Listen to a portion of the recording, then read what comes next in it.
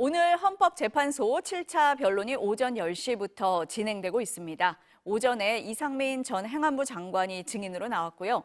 오후 2시부터는 신원식 국가안보실장, 백종욱 전 국가정보원 3차장, 김용빈 중앙선관위 사무총장의 순서로 신문이 이어질 예정입니다. 임지봉 서강대 법학전문대학원 교수 구나연 기자와 함께 이 얘기 나눠보겠습니다. 어서 오세요. 안녕하세요. 안녕하세요. 안녕하세요. 먼저 구 기자한테 좀 물어봐야 될 것 같습니다. 오전에 이상민 전 행안부 장관에 대한 증인 신문이 있었잖아요. 주요 내용부터 정리를 좀 해볼까요? 네, 주요 내용은 두 가지 정도로 요약을 할 수 있을 것 같은데요. 첫 번째는 단전단수 쪽지 봤다고 증언한 겁니다. 단전단수가 적힌 쪽지를 윤 대통령 집무실 원탁 위에서 봤다고 얘기를 했는데요. 소방청장이라는 문구가 그 위에 적혀 있었고 쪽지에 적힌 장소로 MBC, 여론조사꽃 그리고 한겨레 정도가 기억난다고까지 답변을 했습니다. 단전단수 문건 존재가 실제로 확인된 게 처음인 건데 그러면서도 계속 강조를 한 거는 쪽지를 본인이 봤을 뿐이지 이걸 윤 대통령한테 관련 지시를 받거나 본인이 소방청장 등에게 단전단수 지시를 한 적은 없다고 계속 강조를 했습니다. 그래서 국회 측이 당연히 관련 부분을 캐물었는데요. 소방청장에게 문건에 적힌 내용 전달한 게 없냐 이렇게 물었더니 그 내용을 전달하진 않았지만 소방청장에게 한 얘기는 검찰에다가 이미 상세히 진술을 했고 또 수사하고 있는 사안이고 여기서 할 이야기가 아니라고 판단해서 밝히기 어렵다는 식으로 답을 피하는 모습을 보였습니다. 허석군 소방청장은 앞서서 통화 내용을 좀 구체적으로 밝힌 상황이기 때문에 이 전 장관이 수사 중인 사안이라고 해서 이렇게 탄핵 심판과 관련 없다는 이유로 밝히지 않은 데 대해서는 계속 좀 궁금증이 남을 것 같습니다. 네, 그리고 또 두 번째 쟁점은 계엄 전 국무회의 관련 증언이 제대로 나왔는데요. 이상민 전 장관이 이제 국무회의에 참석한 인물이었기 때문에 아무래도 관련 질문이 나올 거라고 예상이 됐었고 실제로 윤 대통령 측과 국회 측 모두 관련 질문을 굉장히 많이 했는데요. 앞서서 이상민 전 장관은 경찰 조사에서 당시 회의를 국무회의라고 생각하지 않았다. 또 국무위원들이 반대 입장을 피력했다는 취지의 진술을 한 걸로 알려졌었는데 오늘은 조금 다른 대답을 했습니다.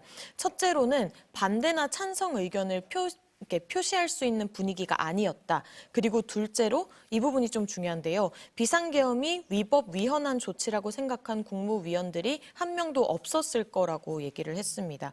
그러니까 결국 각 주무 장관들이 각자 위치에서 좀 걱정되는 경제적 외교적 파장을 생각을 해서 우려를 표한 건 맞지만 계엄을 드러내놓고 반대한 사람도 없었고 그 이유가 위헌하거나 위법하다고 해서 반대한 사람이 없었을 거라고 얘기를 한 겁니다. 그리고 또 어떤 절차적인 요건 이런 거에 대해서도 좀 다른 입장을 내놨는데요.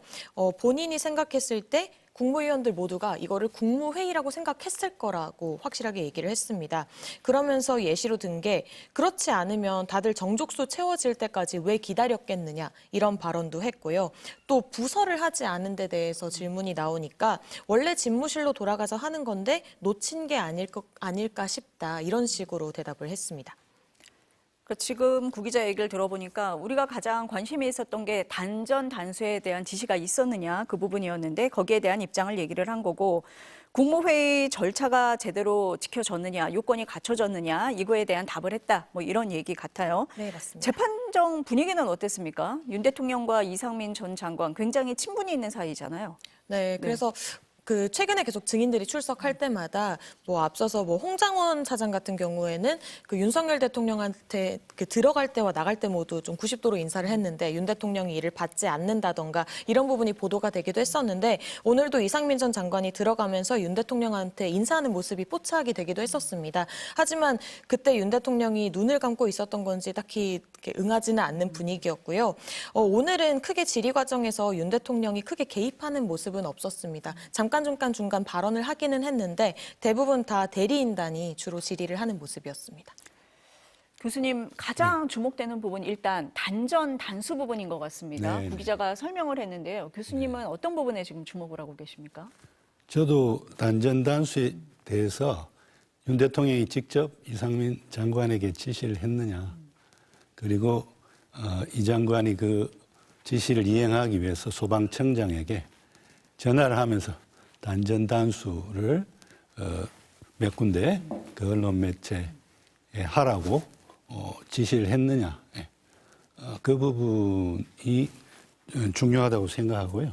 근데 일단 대통령의 지시는 못 받았다고 이상민 장관이 오늘 이야기를 하네요. 예.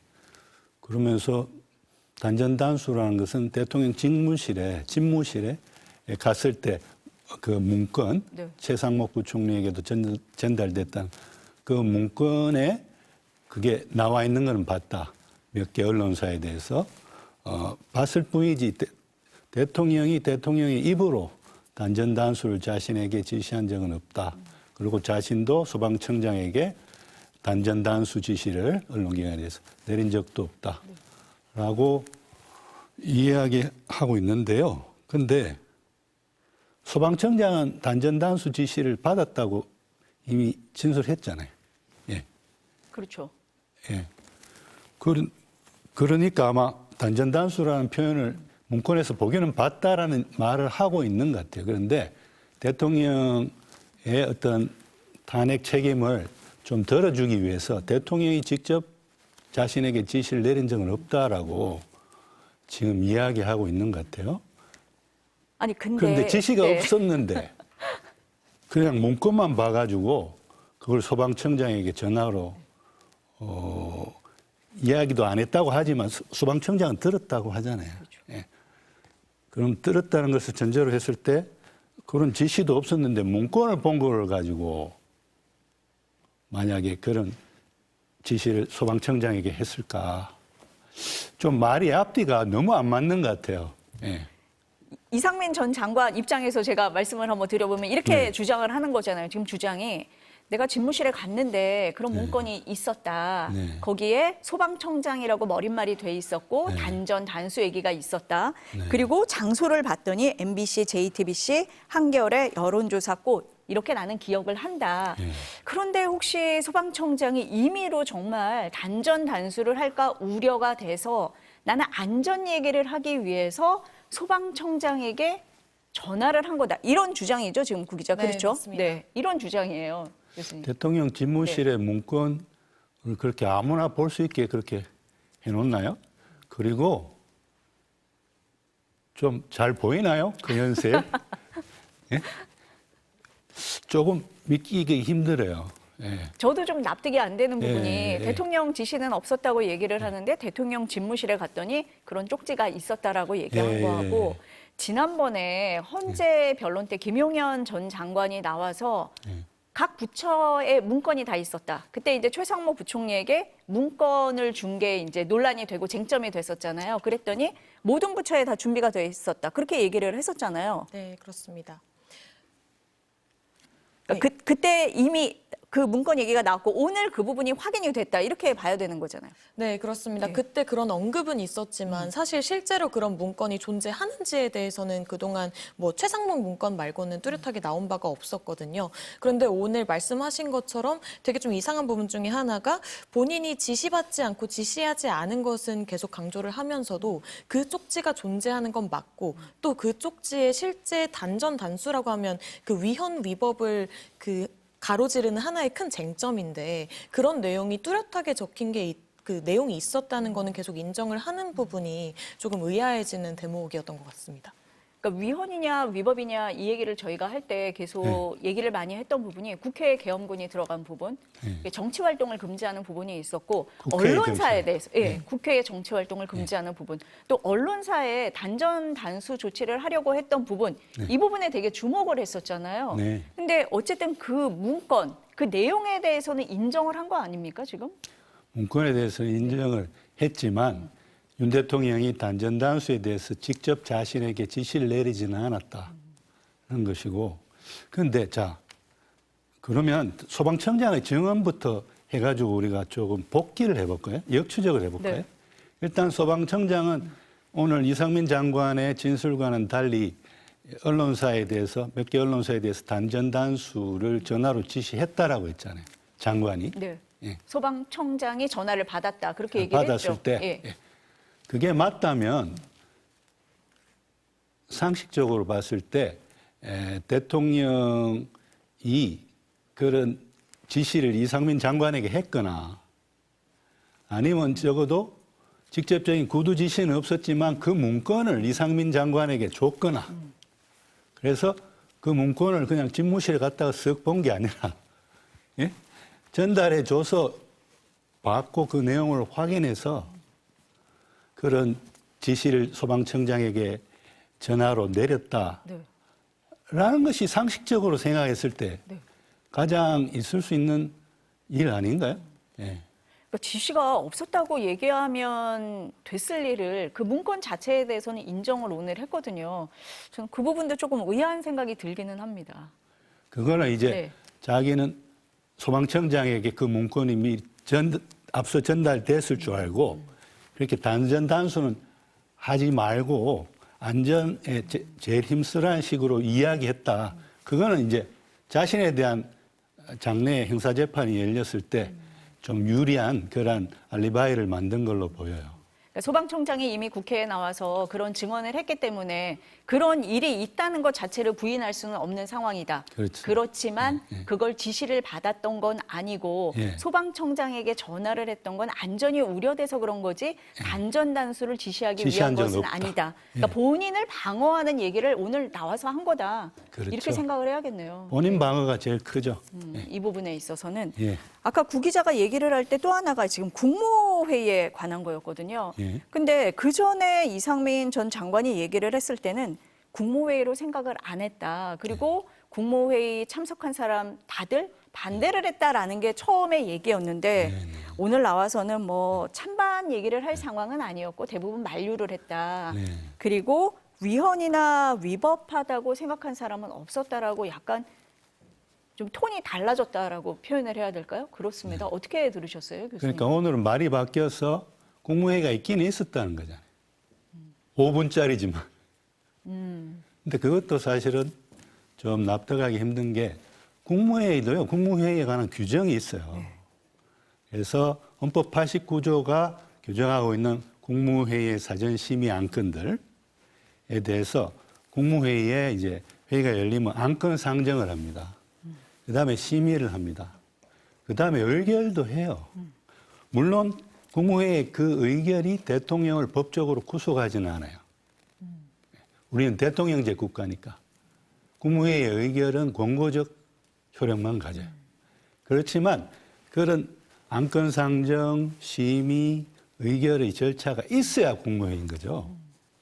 근데 5분 만에 기다렸다가 11명, 그러니까 수명 중에 과반이 11명 차니까, 정족수가 차니까 대통령이 와가지고 5분 동안 뭐 이런 거 계엄해야 돼. 그리고 일방적으로 이야기하고 나간 게 무슨 뭐 안건 상정이 있었어요. 심의가 있었어요. 의결이 있었어요. 그거는 절차를 전혀 따르지 않은, 내용은 차치하고라도 절차를 전혀 따르지 않은 그 일방적인 뭐 계엄 선포에 대한 통고였기 때문에 그걸 국무회의 사전 심의를 밟았다. 헌법 89조 5호가 규정하고 있는 계엄과 그 해제에 대해서는 국무회의 사전 심의가 있어야 돼요. 그러니까 이걸 그 5분짜리를 네. 안건 상정도 없고 심의도 없고 의결도 없었는데 그거를 사전 심의가 있었다고 볼 수가 없다는 거예요. 오늘 헌법재판관들도 이 국무회의 절차에 대해서 좀 많이 물어봤던 것 같거든요. 어떻습니까? 네, 맞습니다. 네. 근데 그 부분을 말씀드리기 전에 한 가지 좀 바로잡아야 될 부분이 있어서 말씀을 드리면 아까 문건 관련 얘기해 네. 주실 때 이제 김용현 전 장관이 기존에 이제 모든 부처에 대해서 문건이 있다고 말을 하진 않았었고 제가 다시 찾아보니까 당시에 이제 최상목 대통령 권한대행뿐 아니라 경찰청장, 국무총리, 행안부 장관에게 전달할 비상계엄 관련 문건을 정리했다 정도로 발언을 했었습니다.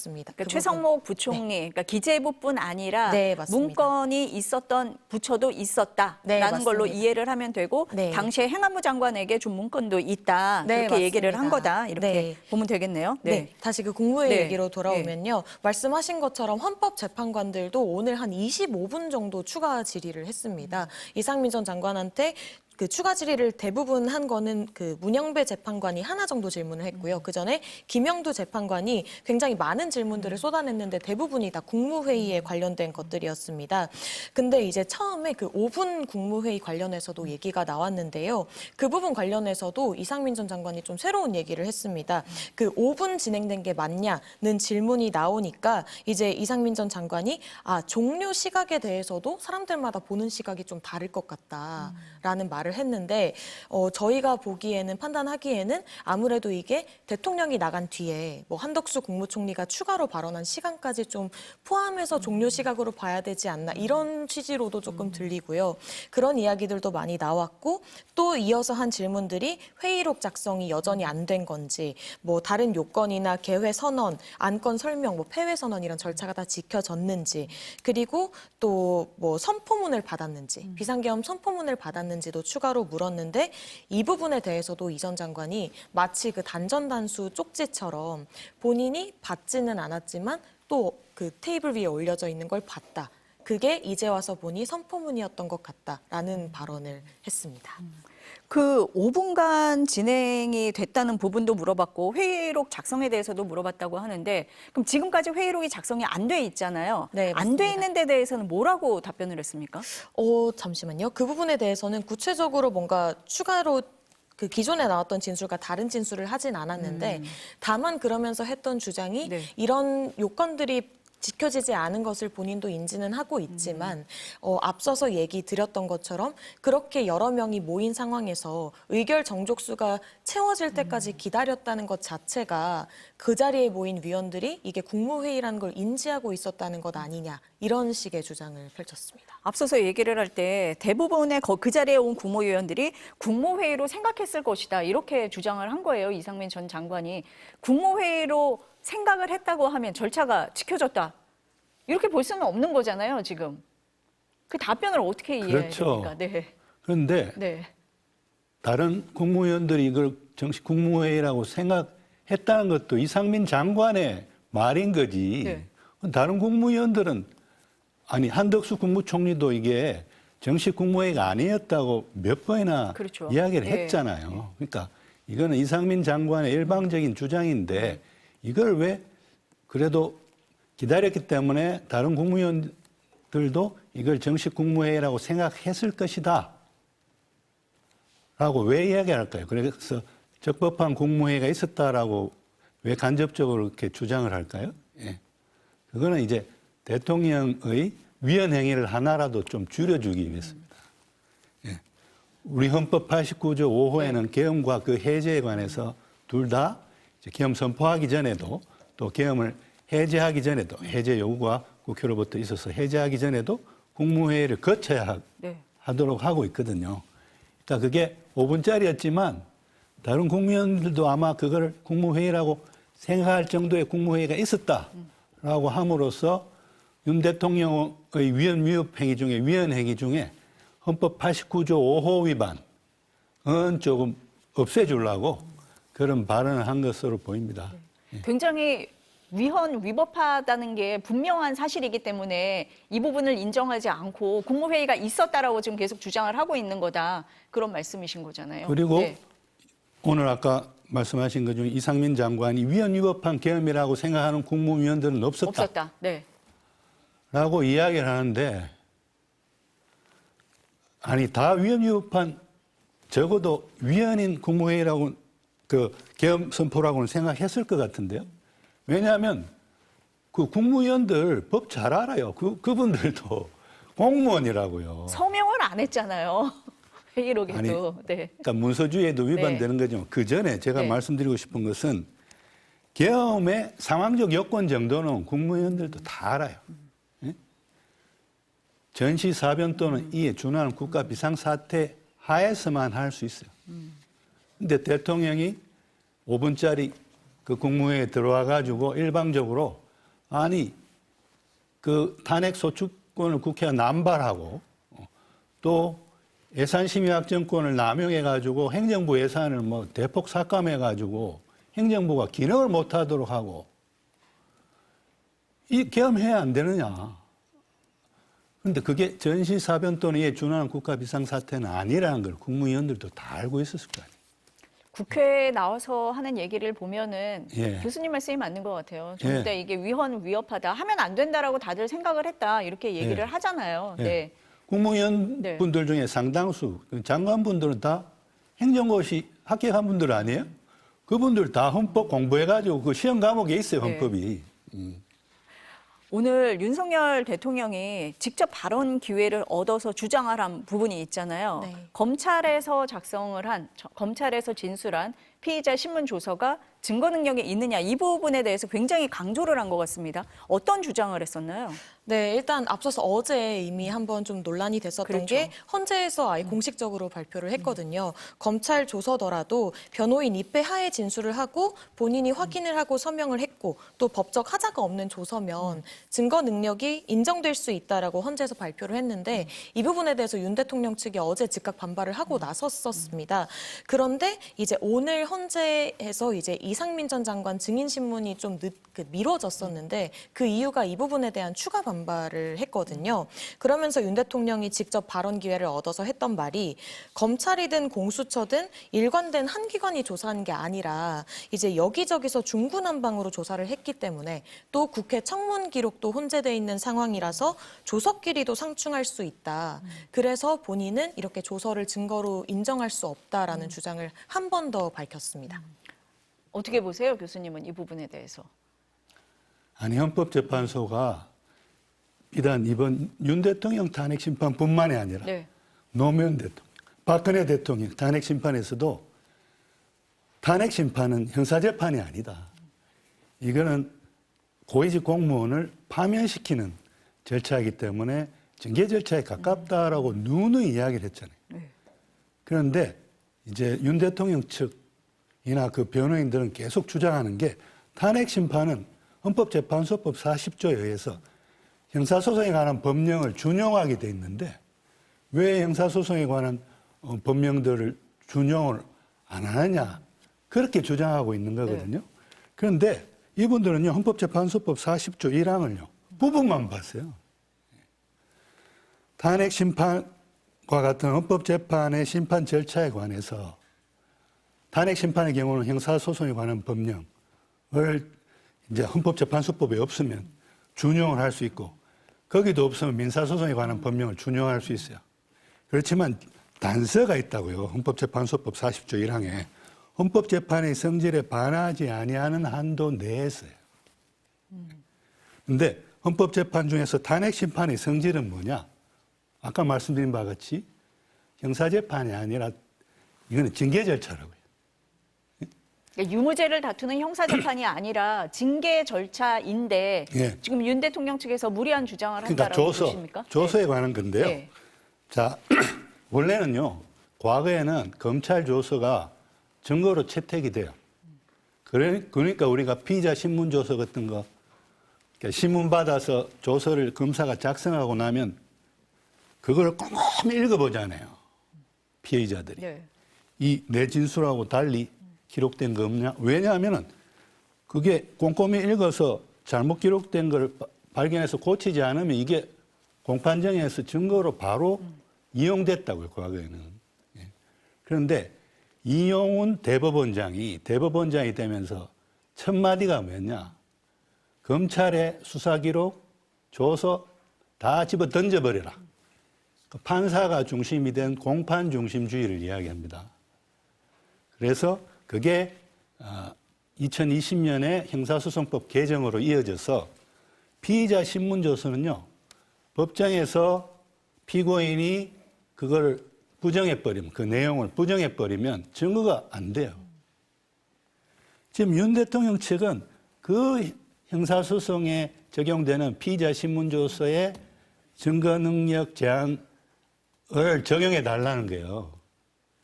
그런데 이건 징계 절차지 탄핵 심판은 형사재판이 아니라니까요. 예. 그러니까 피의자 신문조서를 비롯한 검찰 조서들 다 증거 능력이 인정될 수 있는 거예요. 예. 헌재도 그렇게 밝혔고요. 예. 오늘 헌재에 보니까 정영식 헌법재판관, 대통령이 임명한 재판관이잖아요. 정영식 재판관도 지금 교수님이 말씀하신 내용으로 얘기를 했거든요. 그러니까 윤 대통령 측에서 얘기를 하니까 반박을 하면서 문영배 헌재 소장이 논의를 해보겠다라고 얘기를 하니까 정영식 재판관이 지금 교수님과 같은 논리로 이거는 형사 재판이 아니다. 징계라는 얘기를 하면서 그걸 준용을 하는 거지 그걸 다 따를 필요는 없다라는 얘기를 하거든요. 근데 지금 윤 대통령 측에서는 지금 인권을 보장하는 흐름으로 가고 있는데 그거 역행하는 거 아니냐. 2020년도에 형사소송법이 개정이 됐는데 헌재가 오히려 거꾸로 가는 거 아니냐 이런 주장을 하는 거거든요. 지금. 피고인의 권리 보장을 확대해 나가는 것은 형사재판에서 그런 거고요. 형사재판이 아니라 징계 절차인 탄핵심판에서는 그러한 흐름을 꼭 따를 필요가 없어요. 왜? 탄핵심판은 징계 절차고 형사재판은 별도의 절차이기 때문입니다. 그리고 사실은 헌법재판소가 이제껏 사실은 형사재판에서 보장되고 있는 피고인의 권리 보호 강화 방안을 많이 준용해 줬어요. 심지어 3차, 4차 변론입니까? 거기서는 형사재판에서 극도로 지금 피고인의 권리를 보장하고 있는 규정 중에 하나가 피고인이 직접 증인을 신문할 수 있는 그 권리예요. 그거는 저는 징계 절차이기 때문에 윤 대통령이 법정에 나와서 진술하는 것까지는 보장해 주더라도 윤 대통령이 직접 증인들을 신문할 수 있는 그러한 형사재판에나 적용되는 그러한 권리는 준용하지 않을 거라 봤는데 해줬단 말이에요. 그 정도로 방어권을 보장을 해준 거다 이런 말씀이시네요. 3차, 교수님은. 4차 공개 변론에서는 해줬어요. 그런데 그렇게 직접 윤 대통령이 신문을 하니까 증인들이 심리적 압박감을 느끼는 것 같고 위축되는 것 같으니까 5차부터는 이제 직접 윤 대통령이 이제 증인을 신문하는 것은 이제 허락하지 않고 있지만 헌재는 헌재 나름대로 형사재판에서 준용되는 여러 가지 형사 피고인의 권리 보장 강화 방안들을 준용해주고 있는 거예요.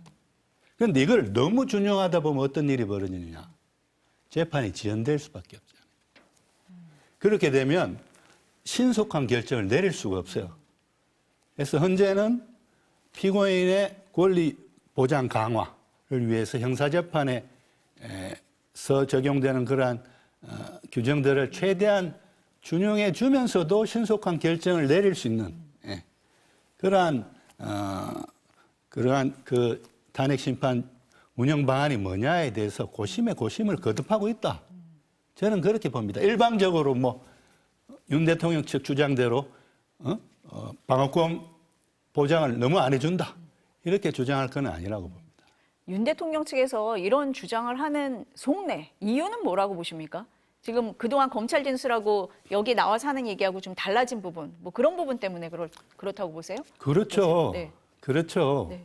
왜냐하면 헌법재판소가 그러니까 검찰 조서의 증거 능력을 인정하는 순간 자 어떻게 되는지 보세요.